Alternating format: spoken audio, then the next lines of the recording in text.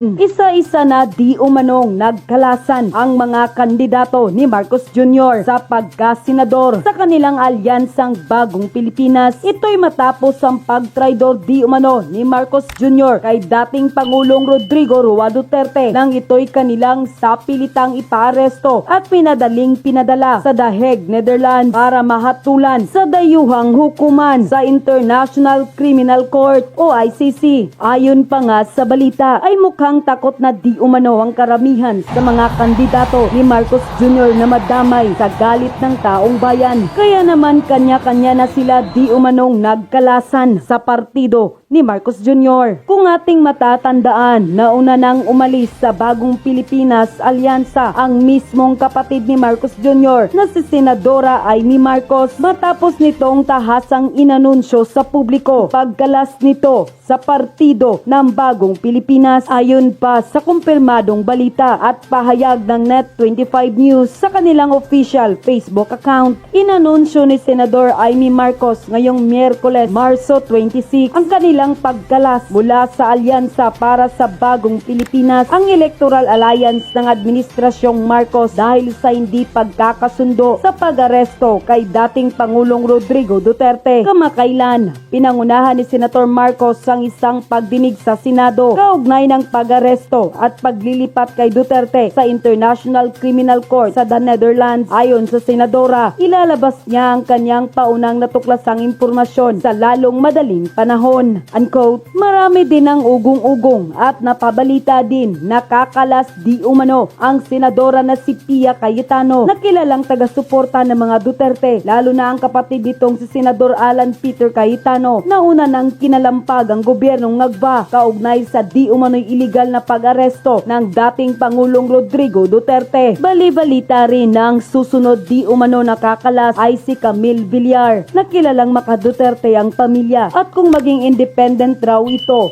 ay wala aniyang magiging problema dahil may mga makinarya ang pamilyang Villar at kayang ipanalo ang kanyang kandidatura kahit hindi na umasa kay Marcos Jr. na di umano'y puro kamalasan lang raw ang hatid sa kanila. Kaya mukhang hindi lang ito pala dyan ang mababawa sa alyansa. Oo. At meron pa bang iba? Pero ang gulo ng sitwasyon, ha? Marami pang gustong kumalas. Di ba, sabi ko nga sa iyo noong nakaraan, meron ngayon mga kumakandidato na bahagi ng alyansa na nagkakanya-kanya na, Kuya Benny. Yun ang impormasyon na naman natin. Mula nung nangyari sa dating Pangulong Duterte yon, wala na silang parang yung buo na sila yung magkakasama at iniiwasan na nila ngayon ang parte ng Mindanao at ilang lugar sa Bisaya.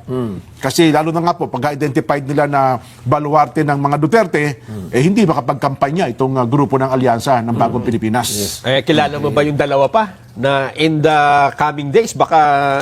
Kasi ito hindi pa naman direktang nagsasabi. Pero medyo may ganon. pahiwatig lang. Ito, maintindihan ba kung bakit eh? Sino yan? Una, Senador Pia Cayetano. Oy, Maintindihan alam mo. naman natin, yes. Maintindihan mo kasi kapatid niya si Alan. Yung Na Alan talagang Cayetano super naman. supporter. Supporter. Oo. So, understandable. kinakanta-kanta ko pa naman yan. Alin? Yung Pia Cayetano. Hindi mo pwedeng Dante Marcoleta. Ha? Palitan mo na yan. Hindi ba yung tono ngayon eh? Palitan mo na. Ay, nako. Sino pa yung isa? Magagalit si Kong Dante dyan eh. Bakit siya na kinakanta mo? Hindi, naalala ko lang naman. Ano kinakanta? May LSS siya eh, yung Lasong Syndrome. Ang kinakanta ko kasi, pambansang simang kampante kay Dante. Ayun. Ayun dapat. Number 38 sa balota. Ayoko na nung Pia kayo tanong. Dante na. Ganun ba? Sino pa yung isa? Yung pangalawa. Isa pa lang nabanggit mo eh. Eto naman. Kasi ito naman, yung mga kapamilya niya, una na nagsabi na parang hindi maganda yung Hindi ginawa. maganda yung ginawa. Okay. Nag-umpisa sa tatay. Tatay. Oo. Asawa. Anak. Ito, anak din. Oo. Kami- Tatay, nanay, tapos yung anak. Oo. Tapos ngayon, Eto na. anak din. Baka daw, ito pa naman, hindi pa naman official. Ha? Oo, hindi pa naman. Ito yung sinasabi lang ng iba. Kumbaga kaya pa kunin sa Cebu de Macho yan. Ito si Congresswoman Camille Villar. Pero ako, knowing Villar, kayang sumolo niyan. Kaya. Sa bagay. Kayang Oo, sumolo Kaya. niyan. May ano yan eh. May sariling makinarya na. Yes, tsaka may resources yan. Kung Totoo yan. pag-uusapan may resources. At saka kung sa tingin ko ay mukhang hindi naman nakakatulong, imbis ay nakakahadlang pa Oo. ang alyansa, Malamang baka eh, bumitaw magkalasan talaga. nga yung iba. Oo. Hindi, kasi, ako sa tingin ko, baka hindi lang yan. Kasi yung partido ni Camille Villar, tama ba? Nationalista Party? Oo, NP. Oo, NP yan eh. oo. Tatlo sila dyan eh. Meron pa? May tatlo yan. Eh di, hahatakin na yun. At siyempre, ang inaasahan nila dyan ay ang pamilya Oo nga. Manny Villar at saka Cynthia Villar. Sa funding, ano? Kung ang pag-uusapan ay funding, Oo nga, oo eh, hindi ko na sasabihin ko sino. Alamin na lang. Kung Sino, sino yung sino NP? sa tatlo ng membro dyan ang kapartido nila sa NP rin. Naku po. Eh, Yun lang naman ang, well, sana, mali tayo. No? Jen, ipinagmalaki pa naman ng Pangulong Bongbong Marcos eh. Na? Doon sa unang-una nilang campaign sortie, ha? Yung sa Ilocos Norte. Oh, sabi niya, tayo lang. Oh. Ang partido na nakabuo ng kompleto. 12 tayo. Pwede ba natin ipaalala? Baka sabihin nila Hindi, kompleto naman. 11. 11 na lang kompleto. Kompletong 11. Meron ba tayong video nun? Pero gaya lang, mukhang hindi naman inihanda eh. Ganun ba? Pero nakita natin. Pero natandaan mo yun, di ba? Oo, nakompleto. Yung pabulol-bulol pa nga eh, di ba? Oo. Hindi, sabi ng Pangulo, kami na nakakompleto. Tsaka ito talagang pinili natin yan. Subok yung mga yung tao na yan. Oo. Yung kabila niya, kalaban natin eh. Parang mga nautusan na pinabili na Yun, ng suka yun. Magkakaroon Doon nagsimula yes. yung napabili na ng suka. Yes. Yung mga kalaban daw nila. Oo. Eh, ganun talaga. Eh? Nako. Ang isa sa naaawa ko dyan ngayon, na ipit. Alam mo kung sino? Sino? Senator Francis Tolentino. Oo nga. Di ba? Oo. Well, alam mo na, si Santol, kasama sa palatuntunan niya. Wala tayong masamang tinapay. Ngayon, ang statement niya, ang pinakahuling statement nakita kong pinost niya ay mali ang ginawa ng pagkaka-aresto kay dating Pangulong Rodrigo Duterte. Yun ang inilabas ng statement ngayon. But of course, well, huli man, no? At nandoon na kasi ang dating Pangulong Rodrigo Duterte, still hindi pa rin huhuli kung kikilos yung mga tao at sasabihin ng totoo. No? Especially ito pong ating mga mabatas na tindigan kung ano man yung tama. No? Kasi bihira na ata sa ating lipunan ngayon yung tumatayo sa prinsipyo. Ayun nga. Di ba? So ngayon, unti-unti na, no? Marami kasing sa online lang, ang dami nagsasabi, bakit ngayon lang daw kumilos ang super ate? Samantala, nung nandoon sa Villamor, dapat lumabas na. At nagpakitang gilas na. Pero kasi sa tingin ko, doon sa gate na yun, kapag si super ate ang nagpumilit pumasok, hindi siya awatin ng mga sundalo at pulis doon. Di ba? At sa huli naman daw, tama yun, Kuya Benny, sa huli naman daw, sa hearing, may dapat niya, nagsampa siya ng kaso sa mga gumawa. Kasi kung may nakikita siyang gumawa ng labag sa batas, dapat niya, kinasuhan niya bilang chairman ng Well, hindi Senate pa Committee yata on tapos Foreign na bang Relations. hearing? Tapos na? Magpapatawag para uli kung hindi. meron pa silang maimbitahan. Well, dyan natin makikita na honest to goodness ba? Kasi meron tayong kilala senador na investigasyon lang eh. Oo. Matapos imbestigahan, inimbestigahan na. Oo. O yun, naimbestigahan na. Wala nang nangyari. Naimbestigahan na. Investigahan. Alam mo na yun, di ba? So, ano man na nangyari, hindi natin malaman. Nagkaaregluhan o ano, di ba? Hindi natin malaman. Pero naimbestigahan na. Ayun. Yun. So, yung pong ganyang mga mambabatas, yan po yung dapat tutukan nating mamamayan. Oho. Lagi natin titingnan, ano ba yung galaw ng bawat mambabatas natin? Ito po ba'y para sa tao o para lang sa sariling kapakanan? Ayan, opo. Di ba? Ngayon ho, nakita natin na nagsalita na ho ang super ate at nakita natin kumikilos. Well, naniniwala po tayo na merong natitira pa sa dibdib ng ating super ate na paniniwalang meron ngang mali sa pag-aresto sa ating dating Pangulo. So doon po naman sa mga susunod na makikisakay na lang or totoo naman, nasa taong bayan po yan para ho i-analyze yung bawat aksyon na gagawin nila. Totoo. Yan. Ito, nakita ko na yung post ng Senador Francis Tolentino. Sa isang panayam pala ito sa kanya, ang sabi siya, naniniwala siya na ang dating Pangulong Rodrigo Duterte dapat sa Pilipinas yung nilitis. Ayan, tama. Dito dapat sa Pilipinas, nilitis yung kanyang kaso. Sapagkat naninindigan siya na ang ICC ay wala ng jurisdiction sa ating bansa. Kaya dapat dito sa Pilipinas, nilitis ang dating Pangulong Rodrigo Duterte. Pero may tanong ako. Oo. Kung manindigan ang ICC dito sa ginawa nila, Oo. na mali naman, kanino naman tayo magsusumbong? Mukhang ganun na nga nangyayari, Kuya Ben. Ako sa sitwasyong ito, nakikita natin na mukhang paninindigan na ng ICC. Hawak na nila. Maliban na lamang kung mayroong mga petisyon ngayon na pauwiin ang dating Pangulong Rodrigo Duterte, kung mapagbibigyan nila yon. Hindi yun ang punto. Ang Oo. punto ko is, sakaling ang ICC ang nagmalabis sa kanyang kapangyarihan, na wala naman silang, hindi naman nila saklaw ang ating pong bansa, saan tayo magsusumbong? Kay Tulpo. Keto. Disgrasya. Huli. Na ito ito tinatanong mga nasa online ha, mga netizen. Oh. Magsalita nga kayo. No. Yung mga Tulpo. Anong posisyon nyo dito? Wala. Diba? Makamahirap muna kayo. Tahimik nga daw sila, muna sila tahimik ngayon sa eh. issue na ito. Hindi, medyo ano. Kasi si Erwin nasa Alyansa. Yun pa. Di ba? At si Kuya Rapi naman, alam mo naman ng medyo nakikiramdam din mo yan. Ha? Yun, ang sitwasyon natin. Kaya ako, safe, pinaka-safe, no talk, no mistakes na dyan. So, usapin na yan. So wala. Diba?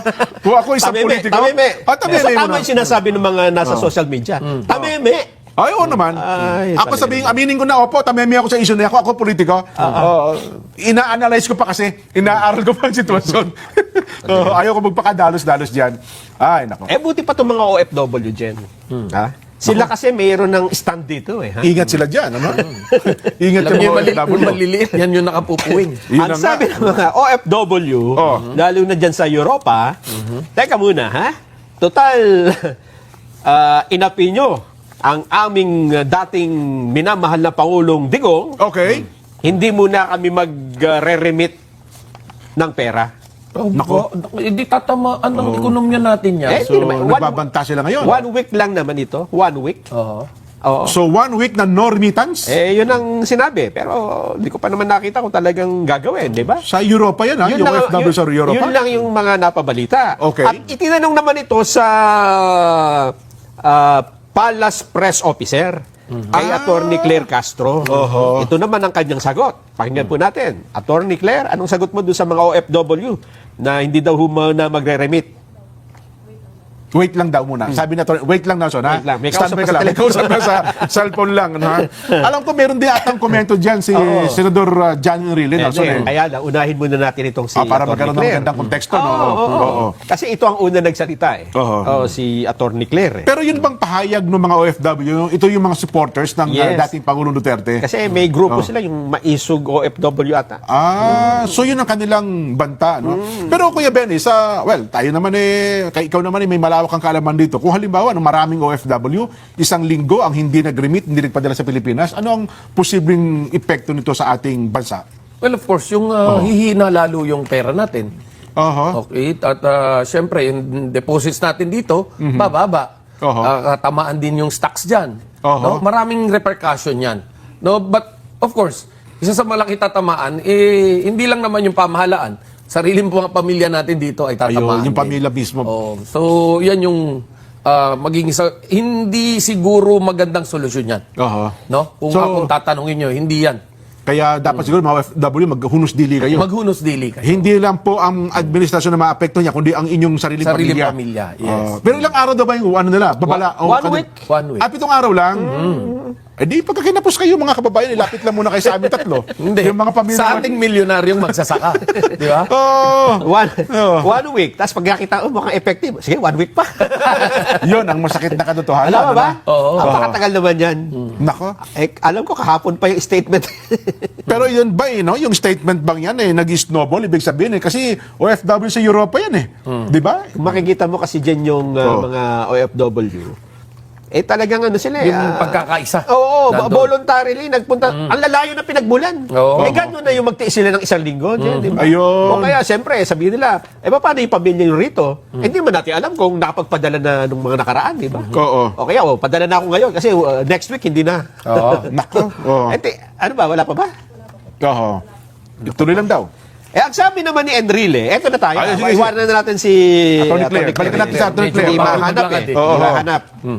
Ang sabi naman ng Presidential Legal Counsel, Juan Ponce Enrile, ops, maghunos dili kayo. Ha? Ang pinatutunggalan niya yung mga OFW. Oo. Okay. Oo. Ang sabi niya, ang gusto ko kasi yung actual na kung ano sinabi, di ba? Oo. Kasi baka magkamali tayo nung ano Direct sinabi. quote. Oo. Magiging fake news pa tayo. At maraming nagkakamali dyan, ha? Meron ba tayong boss yata ni JP Walang boses yan. Kasi wala post ba? lang ito. Post lang ba Post sinundan? lang. Okay. Kaya this is a humble, unsolicited reminder to our social and political leaders whoever advised Filipino OFWs to suspend the remittance of their earnings abroad to the country. Ang sunto ko yun, sino man ang nagpayo Yun. sa mga Pilipino na nasa ibayong dagat na suspindihin, Yun. hindi mag-remit, Oo. hindi magpadala, Oo. na kinikita sa Pilipinas ay Should think many, many times about the adverse consequences of that advice to our OFWs. pag-isipan niyo mabuti yan. Oo. As I said before, for every action, there is always a possible counteraction. Oo. If such an advice is followed by some OFWs, what will happen? Should Congress, for instance, retaliate Ba? and cancel or also suspend the tax privileges of the OFWs that follow the advice? Nako. The Para mas mabigat ata yung payo ni Manong Johnny. Oo. The OFWs are income tax free on their earnings abroad. They do not pay travel taxes. They do not pay airport fees. They are exempt from documentary stamp taxes on their remittances. And they are also exempt from filing income tax returns. Eh, dyan, ako naman, di ba?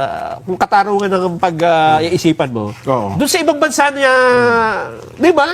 Totoo. Doon niya pinagpaguran, at ang alam ko, nagpapalit din sila ng tax doon, sisingilin mo muna ng buwis yung OFW na nasa ibang dagat. Oh, Parang double unfair taxation. Naman, di ba? Oh. Unfair naman yan, Manong Enrile.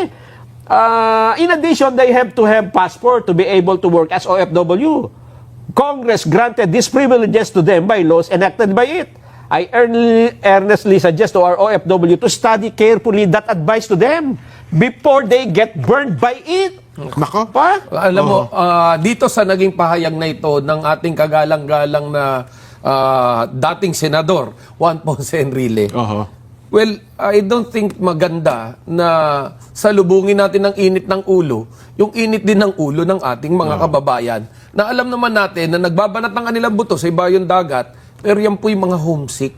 Oo. Kung kaya't yung mga nagiging reaksyon ng mga yan ay bunsod yan nung sama ng loob, hirap ng kanilang dinaranas doon sa ibayong dagat para sa kanilang pamilya rito. Hindi ho siguro karapat-dapat na pagbantaan natin sila at sabihin niya mga bagay na yan dahil yan po ay magdudulot lamang ng mas mainit na galit ng ating mga OFWs. Parang yung babala ng OFW, kinontra din niya, no? Ako sana kung sinabi niya to ni Senador, pag-isipan niyo mabuti yan kung ano magiging epekto sa inyo at sa ating bansa, period. Mas maganda pa sana, no? Pero yung ganyang inano niya, sumaklit ka rin. yes, Di ba? na para bang iilan na lang ang matalinong tao sa mundong ito, parang ganun yung dating nito na sagot niya. Hindi lang yun, Jen. Ha? Oo. Sasabihin na rin natin na parang naghahalucinate si Enrile Ganun ba? na kaya niyang kontrolado niya ang Senado at ang House of Representatives. Diba? Kinontra siya. Di ba? Oo, kinontra siya. Ayun nga.